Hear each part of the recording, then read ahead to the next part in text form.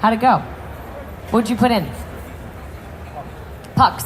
So the little pucks, are they battery operated? 110. You hardwired them. Almost. You electrocuted yourself. No, I had to actually use an outlet because Okay, you plugged them in. Okay, you didn't try to hardwire it. Okay. That's all right. All right, good. So, all right, you did what you could. But, a lot of people think you have to hardwire your under cabinet lighting, and you really don't. So what you have to do, if you don't have under cabinet lighting, what you need to do is go home and look at your cabinets, okay? Go look at the top cabinets and make sure that you have something called a light rail. So it's a little piece of trim under the top cabinets that would then house the lighting that you install. If you don't have that little piece, you're going to install any lights, puck, strip lighting, whatever, and it's going to look like a spaceship.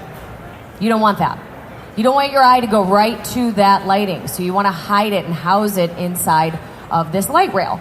So if you don't have a light rail, again, call your local cabinet company or install it yourselves, but it has to match your cabinet, so just be careful on that. And then what you can do is buy, I just bought it off of Amazon, but it's LED strip lighting, comes in like a roll of tape, all right? And all you do is unstick it, you just stick it right under your cabinet. And then there's clear cut points, and they'll tell you where to cut. And then what I did was I just drilled a hole to one of the upper cabinets, and I hid the little battery pack, and I put Velcro on it, and I stuck it to the side. So now it's battery operated, it's dimmable, it changes colors, which is super tacky. Don't do that. Keep it white, keep it clean. But, super easy to do. And it's not gonna break the bank. But the reason I like under cabinet lighting is because it can function as task lighting, ambient lighting, accent lighting. So think about like all your lights are off in the kitchen, and then you just have your under cabinet lighting kind of dimmed down, and it just looks beautiful. So it could be a task light, it could be a night light, it could also just be something that we use to, accentuate our backsplash. And the backsplash really is where I want you guys to have fun in your kitchen. Trends come and go, color is aggressive, sometimes if you don't use it the right way. So I do recommend having fun with that backsplash, and if you do have a beautiful backsplash, you want to highlight it. Just like a piece of art on the wall, right? A little art light that really kind of enhances that art. So under cabinet lighting's huge. Recessed cans are always my favorite. I'm not a huge fan of, fans. I hate to even say that, but I don't like fans, and not in a kitchen. I get some of us need that circulation, but maybe look at a hood or something that even recirculates or vents out, whatever it is. Pendants in a kitchen. Most of us don't have a ton of room in our kitchen, but a lot of people want to put pendants over the kitchen island. And for me, all that is kind of an eyesore. So if you're doing pendants, keep in mind you want something that's going to be see-through. Okay, so plexi, glass, something that's just clear, that your eye doesn't stop short. So if you've got 8-foot ceilings, 9-foot ceilings, you want the eye to go all the way up. That's why it's very important to have cabinets that go all the way up to the ceiling, and we'll talk about that in a sec. But if you stop your eye short with some big, bold pendant, you're just cluttering people's minds, right? You want it to be nice and seamless. So can we talk about the cabinet thing? How many of you guys have that area above the cabinets that from the top cabinet to the ceiling that's just open? How many of you have a rooster up there? Keep those hands up. There's always someone. But we don't know what to put up there, right? So we put a rooster, we put tchotchkes, we put fake vines. That's not that healthy for you, the dust and everything like that, but we don't know what to do with this space. So we just fill it. And so if you have about 12 inches of space, if you have 10 inches or more that's between that top cabinet and the ceiling, you can actually go ahead and, again, call your local cabinet company, have them come measure, and do something that's called a double stack. So then what you can do is you can incorporate glass cabinetry up there so it breaks it up. So let's say you've got all white cabinets, and then you add that upper stack to the top. And all of them have glass inserts. You could do lighting in there. But it's a nice way to fill that gap and actually have more storage. Whether you do glass or not, doesn't matter, but filling that space. If you don't have 10 inches or more, you can actually, do a crown molding. So it would be a big, bulky crown molding, depending on how much room, but it's what I did in my space. So I had that little 5-inch space, I hated it, and so I just built up the crown, and then just applied it and went to the ceiling. So it was easy because mine were paint grade. If you have a stain grade, it's a little more difficult, right? You're trying to match. But that's a good way to get rid of that rooster if you have it, or if you're embarrassed to keep your hand up. But yeah, so as far as that goes, yes. Open concept. Oh, you mean it goes right into the other room? I would do a double stack. Oh my God, yeah. That's not an open concept in my opinion, because you have cabinets there anyway. Open concept is open concept, right? Nothing obstructing your view. So if it's already obstructing it, gain the space, gain the storage, and add more cabinets, I think. And I know exactly what you're talking about. I did a lot of homes like that in Las Vegas. You would stack it up, yeah. Yeah, I mean, it could work. Okay, let's talk about color. I wish I had my PowerPoint because this is a fun one, but I see color used the wrong way all the time. All right, and I walked into a house recently that was like bright red, high gloss cabinets, and I ran out of there real fast. It's my least favorite color. I don't know what it does. It makes me kind of feel aggressive. All of us have our favorite colors and our least favorite colors, but color is so close to us, but that doesn't mean it's close to everyone else, right? So when we're doing a kitchen, we like the color red. Maybe we don't paint all of our cabinets red. Maybe we bring red in with an area rug or some accessories or the rooster's red or whatever it is, but let's not paint our cabinets that way. If you want to do something and you really want this in your space, because I always say that, this is your home. Unless you're really putting it on the market, this is your home, so do what you love, but also have a backup plan for when you sell it that's not going to absolutely drain your bank account.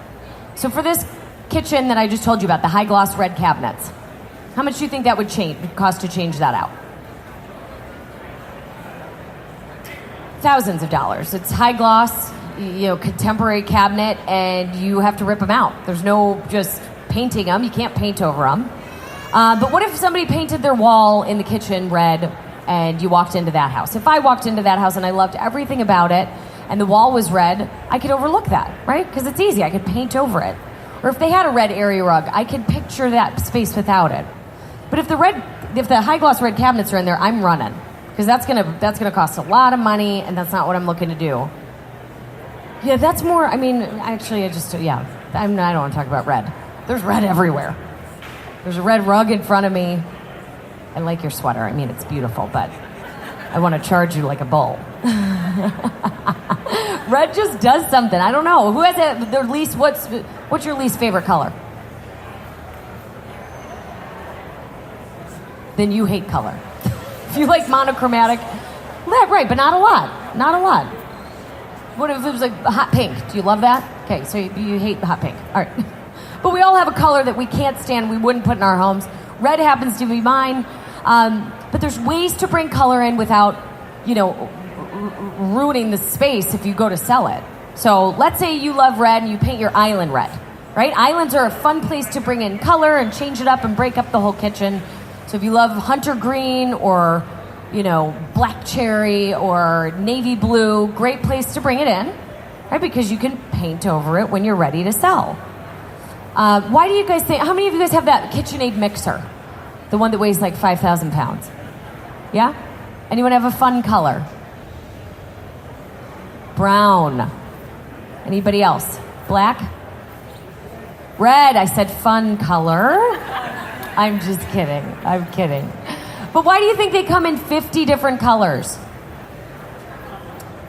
Because it's form and function. It looks great, but it's really part of our personalities.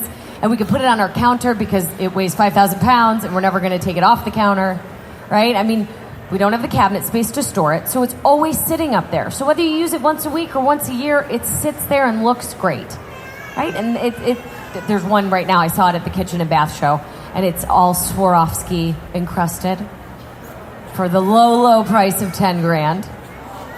I know, I'm like, who's buying? Someone bought it. I mean, if someone buys it a lot, I don't know.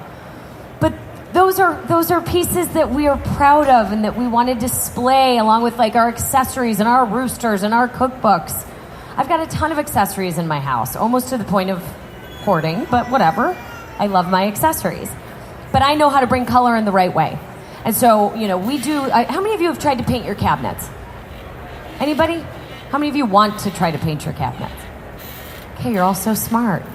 I had a woman at a home show raise her hand after I said that. And she was like, it wasn't like a full raise. It was just and I said, yes. And she goes, well, I tried to paint my cabinets, but all the paint just stripped off when I went to put them back on. And I was like, what are you talking about? I go, did you sand them down? She's like, no.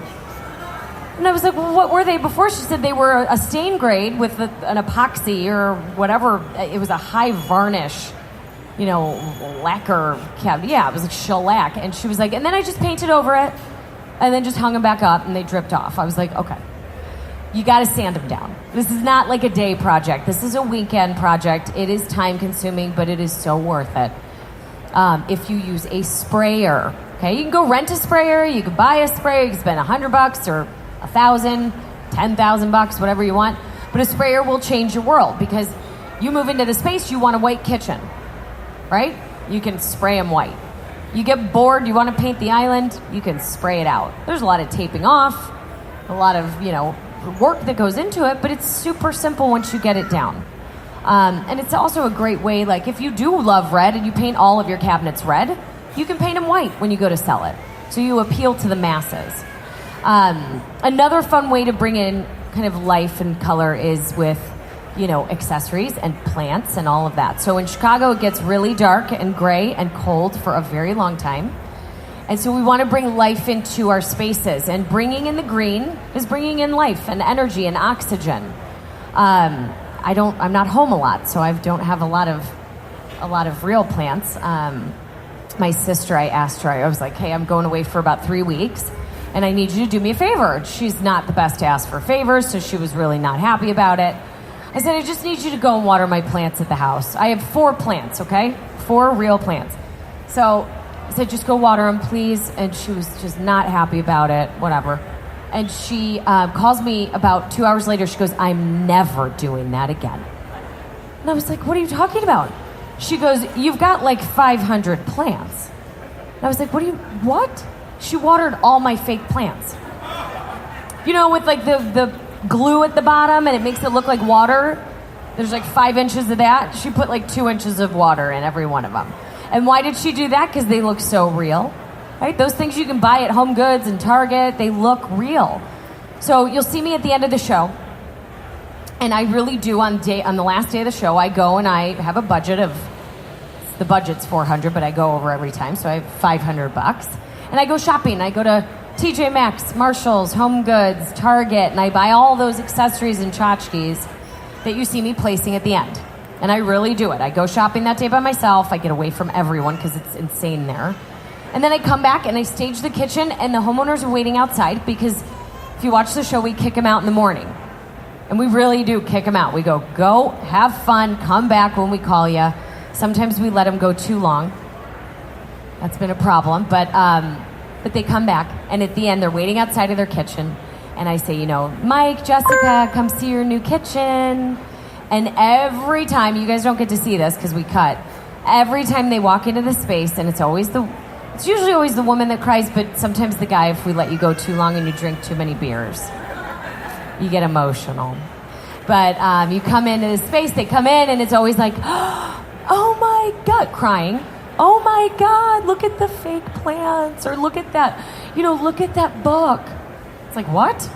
She's looking at like the accessories. I'm like, all right, cut. So we're going to do that all over again. Keep crying, but we just gave you a $100,000 kitchen, and you're focused on the fake flowers from Target that I spent $20 on. So let's change it up, right? And they come in, but those little things make a big difference. So if you could spend $500 every couple months to change the look of your space with accessories, area rugs, paintings, furniture, that's how you do it. That's how you bring in color. So I wish I had my pictures, but I hope I painted the picture for you.